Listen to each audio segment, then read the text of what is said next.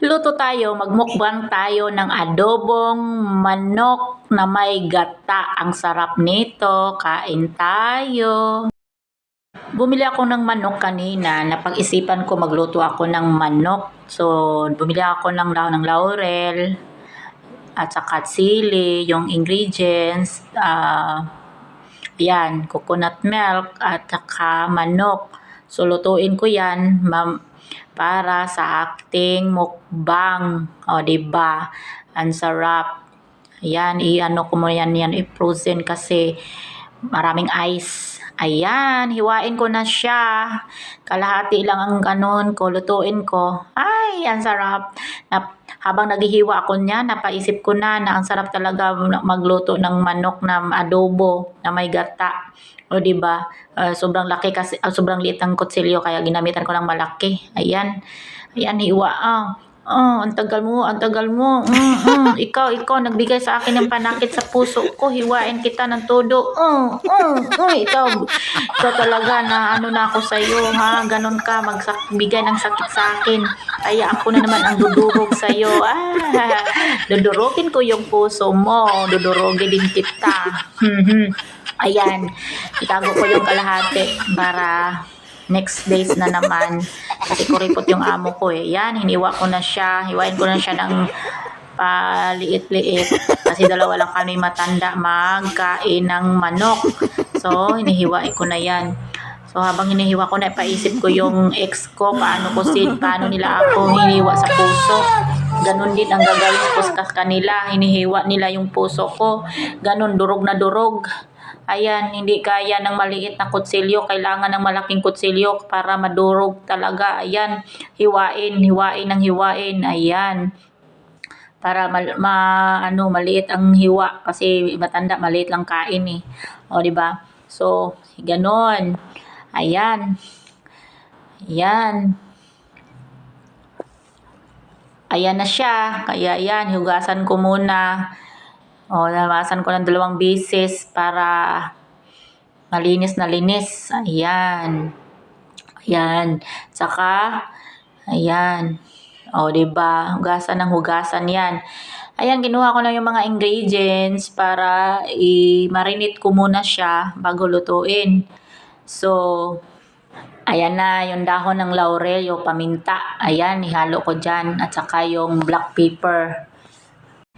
Nilagyan ko na siya ng light sauce at saka yung lagyan ko ng dark sauce. So, pagkatapos niya, nilagyan ko na din siya ng asin kasi light sauce, hindi mas, yan, paminta. Kasi hindi mas, para masarap talaga siya. Diba? Suok na suok yung kasarapan. Diyan, diba? Ayan, nilagayan ko na ng dahon ng laurel para mabango.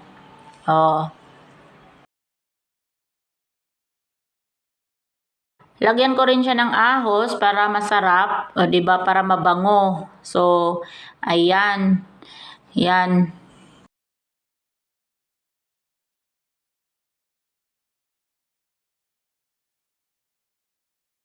Durog na durog ang ahos kasing dinurog ng puso ko.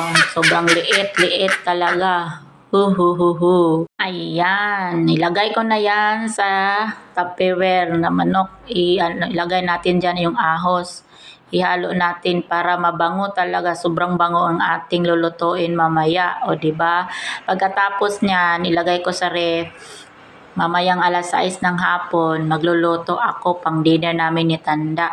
Nasa inyo na yan kung ilang oras kayo i-marinate nyo yung manok nyo para suok na suok yung kasarapan kasing sarap ko. O, diba? Ayan, ilagay ko na yan sa ref. Takpan ko muna kasi ilagay ko sa ref. Ayan, see you later sa luto. Ayan na, 6:00 na. Lagyan ko na mantika. Gisahin ko sa mantika. Ayan. Diba? Lagyan ng ahos. Diba? Hanggang mag-brown yung ahos at ilagay yung manok. So, yan na. Yung manok. Yan. Ilagay ko na yan. Igisa ko na yan. Hinalo-halo ko muna bago iluto. O, diba? Hanggang mag-brown.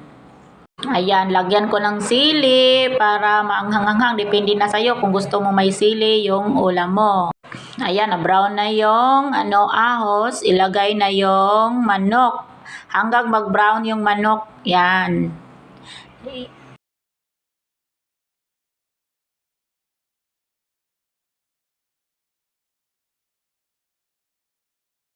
Ayan yung sili. Kasing anghang ng puso mo. Ilagay yan mamaya pang last.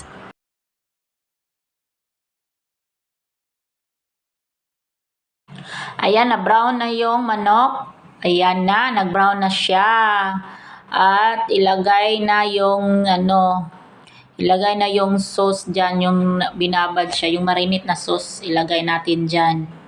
Ayan, ihalo na natin. O, diba?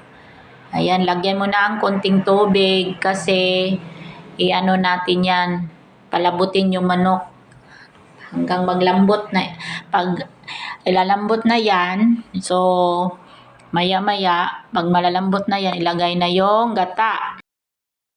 Parang lispag kasi yung manok. Nilagyan ko siyang dark sauce kasi walang service one dito. So, antay muna tayo ng 5 minutes para talagang malutong-luto na siya bago lagyan ng gata. Ayan na. Lagyan na natin yan ng gata. Lagyan natin yung gata. Ayan, ang sarap. Talagang gata. O, diba? Ang sarap. Naglalaway na kayo, no? So, pakuluin natin yan para talagang lusok na lusok yung sarap sa ilalim ng manok. O, diba?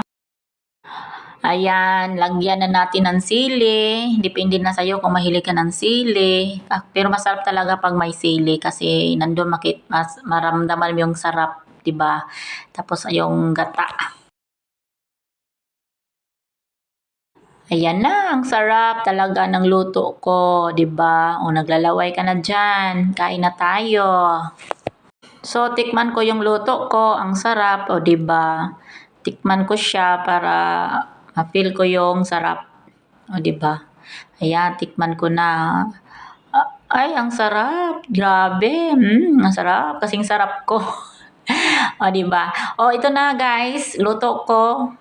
Kung gusto nyong magluto ng ganito sa manok, ibahin nyo yung pagluto para hindi kayo magsawa sa manok. O, diba? Pwede nyo rin gawing negosyo yan. Kung nag-negosyo ka, may plano ka ng negosyo. Ako sa para may pera ka niluto sa ko bahay. adobong manok na may gintaan. Ayan.